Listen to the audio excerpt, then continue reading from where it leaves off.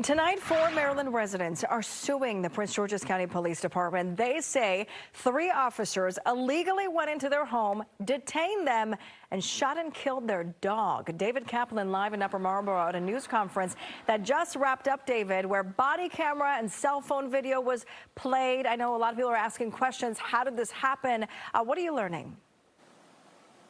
Yeah, Sharon, that video can be tough to watch. We will show it to you here in just a second, an edited version. This happened in 2021. There was a report in an apartment complex of a dog biting someone. That is what police were responding to. Police got word that this dog they were looking for might live inside an apartment.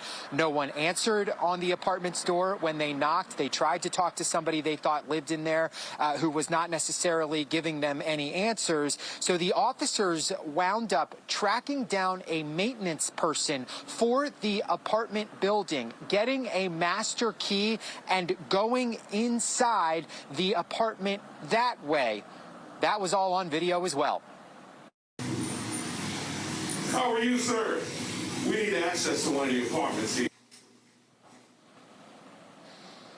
So this edited version of the video gathered by attorneys was played today. It does show the officers using the key they got to get inside this apartment. At one point, one of the 4 residents demanded to see a search warrant. Police did not have one, according to the attorneys. The video shows the officers at times putting their hands on the tenants as they work to get them out of the apartment. Their attorneys say police didn't have a right to be in. Officers did show their guns as well. One of the residents opened a bedroom door. A dog, Hennessy, came out with him while police were in the apartment. Video does not show the dog attacking anyone, but officers appear to have opened fire on the dog. One of the tenants crying as the dog laid on the floor. Eventually, this dog, Hennessy, had to be euthanized. Erica Erazo Sanchez, one of the plaintiffs, was inside the apartment. She spoke today. I no longer feel safe in the presence of the police officers, and I will never trust them ever again. I would not wish the pain and terror and the emotional suffering we are going through on my worst enemy. I will never forget what happened to us and Henny, and it plays back in my mind every day. The physical, mental, and verbal abuse we had to go through was just despicable.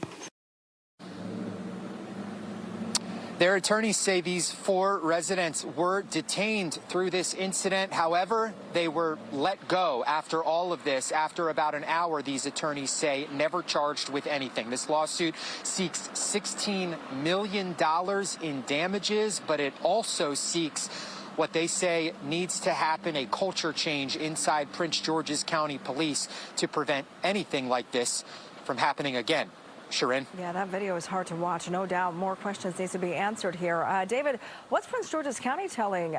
What is the police department telling you tonight? Are they verifying any of their officers' actions as being allowed, or what are they saying tonight? Well, Sharon, they are verifying the actions themselves, and they did that in 2021 when there was a public press release about what happened.